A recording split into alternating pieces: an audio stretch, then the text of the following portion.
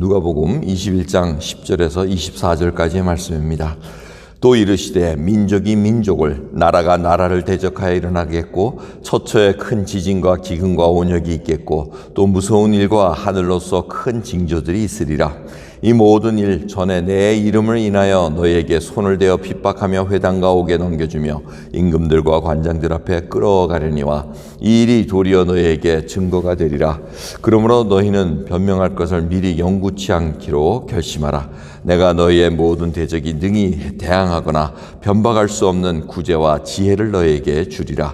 심지어 부모와 형제와 친척과 벗이 너희를 넘겨주어 너희 중에 몇을 죽이게 하였고 또 너희가 내 이름을 인하여 모든 사람에게 미움을 받을 것이나 너희 머리털 하나도 상치 아니하리라.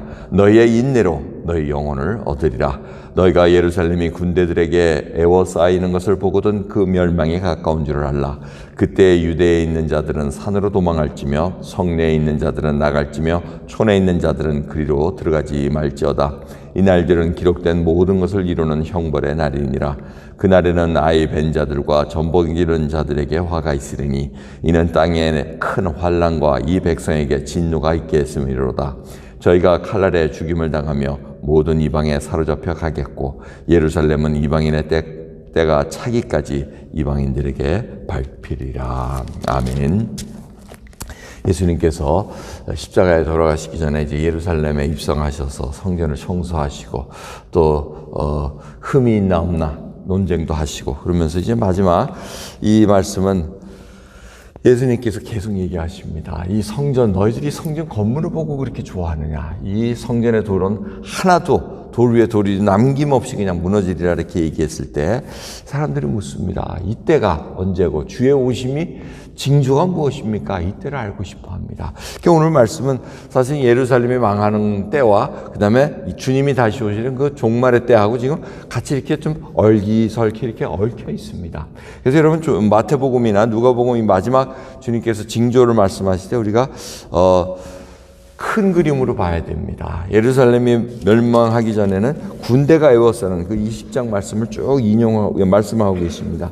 그러면서 전에도 말씀드렸지만 사도행전 초대교회가 생기고 막 흥왕하고 이럴 때 이들이 전도를 안 하고 할 때 박해를 받습니다. 박해를 받아서 떠나가고 하는데 이미 이제 예루살렘이 망할 그 시기에는 믿는 자들이 예루살렘에 있었을 때는 주님의 말씀을 생각하고 이미 도망을 간 그때였습니다. 그래서 예루살렘이 망할 때는 크리스찬들이 많이 없었다는 것을 알려주고 있습니다.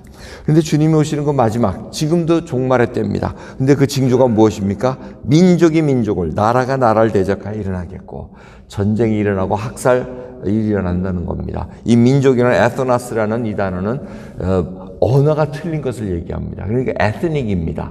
그러니까 서로 보십시오. 베트남도 54개의 민족으로 이루어져 있습니다. 중국도 예로는 300 몇 개가 넘는 소수 부족들이 쫙 모여 있다고 우리 얘기를 합니다. 지금 우리가 보면은 다 이 에트나를 위해서 그래서 세계 나라에게 열방에게 가라 하는 것도 사실 에트나를 이렇게 얘기를 하십니다. 민족에게 나가라. 그래서 이 소수 부족 하나하나가 주님 모시기 굉장히 귀하다는 것을 이렇게 다시 깨닫게 됩니다. 근데 그러한 민족이 싸우고 나라가 나라를 대항하는 이런 일들이 나고 있습니다. 그래서 우크라이나나 러시아도 이것도 사실 어떻게 보면 민족이었다고 자기네들이 자꾸 주장하지 않습니까? 러시아 쪽에서는 우크라이나는 그게 아니라고 자꾸 얘기를 하고. 근데 이런 상황 속에서 지금 전쟁이 계속 일어나고 있습니다. 우리가 지금도 살면서 얼마나 많은 이런 일들을 봅니까? 에티오피아에도 학살이 일어나가지고 수만 명이 죽었습니다. 예멘에서도 지금 어마어마하게 사람들이 민족끼리 싸워가지고 죽고 이런 일들이 일어나고 있습니다. 그러면서 지진과 기근과 온역이 있겠고 무서운 일과 하늘로서 큰 징조들이 있을 거라고 얘기합니다. 그러니까 종말이 올 때까지는 이런 일들이 끊임없이 일어난다는 것을 알려주고 있습니다. 우리가 지진의 소식, 또 굶어 죽는 소식, 또 질병의 소식 우리가 지나가고 있습니다. 그러면서 이 일은 주님이 오실 때까지 일어나면서 하늘의 큰 징조들이 일어난다는 것을 또 알려주고 계십니다. 근데 이런 와중에 무슨 일이 일어납니까? 박해가 난다는 겁니다.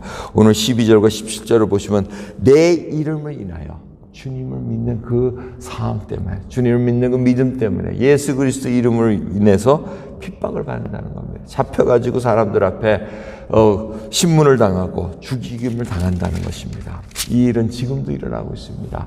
지금 연구소에 오면 1년에 한 번씩 거의 100만 명에 가까운 크리스찬들이 박해를 받고 죽는다는 그런 기록들이 나오고 있습니다. 계속해서 우리는 이 땅에 살고 있으니 박해가 뭐 어디냐 하지만 사실 저희들도 박해를 받습니다.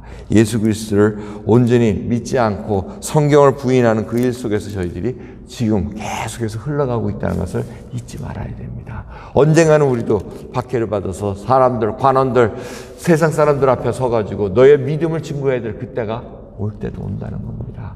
그걸 준비하면서 지금 하는데 그 일을 위해서 연구하고 뭐 걱정하지 말라는 거예요. 그 일이 닥치면 성령 하나님께서 우리에게 말씀할 것을 알려주신다는 겁니다. 지혜를 주시고 어떠한 말을 예수 그리스도를 증거해야 되는지 그러기 위해서는 말씀에 붙잡혀야 됩니다. 하나님의 말씀에 붙잡혀서 예수가 바로 그리스도라는 것을 밝히 증거할 수 있는 그 지혜를 받아야 된다는 겁니다. 그래서 사도 베드로는 어떻게 우리에게 권면합니까? 정말 두렵고 떨려움으로 정말 하나님을 항상 증거할 것을 준비하고 있으라고 말씀하십니다. 그것은 어떤 암기하고 외우라는 것이 아니고 하나님과의 관계 속에서 항상 풍성한 삶을 누리면서 그런 때가 오면 그때 예수 그리스도의 그 성품을 드러낼 수 있는 그 일이 온다는 것입니다.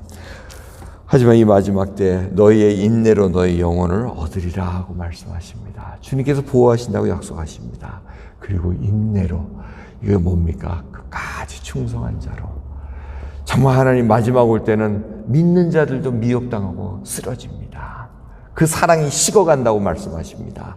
그때 끝까지 믿음으로 하나님 말씀 속에서 굳게 서가지고 흔들리지 않고 견고하게 사랑으로 행하는 그 믿음의 사람들을 보고 계시다는 것입니다. 그런 분들을 찾는다는 것입니다. 오늘 이 시간 저희들 정말 인내로 주님이 오실 때 인자가 올 때 믿음을 보겠느냐 하고 말씀하셨습니다. 흔들리지 마시기 바랍니다. 말씀 위에 온전히 서서 견고하여 굳세게 정말 강건하게 사랑으로 행하는 귀한 저희들 되기를 소원합니다. 기도하겠습니다. 하나님 감사합니다. 오늘도 귀한 새벽 주님, 저희들이 종말의 때를 살아가고 있나이다. 주님이 언제 오실지 모르오나 저희들 그때까지 깨어 기도하며 하나님 앞에 정말 모든 것을 맡기고 하루하루 풍성한 삶을 누리는 하나님 백성으로 붙들어 주시옵소서. 주님이 목자이십니다. 양들을 먹여주시고 이끌어주셔서 푸른 초장에 누일 수 있는 귀한 은혜를 베풀어 주옵소서. 감사드리며 예수 그리스도의 이름으로 기도드립니다. 아멘.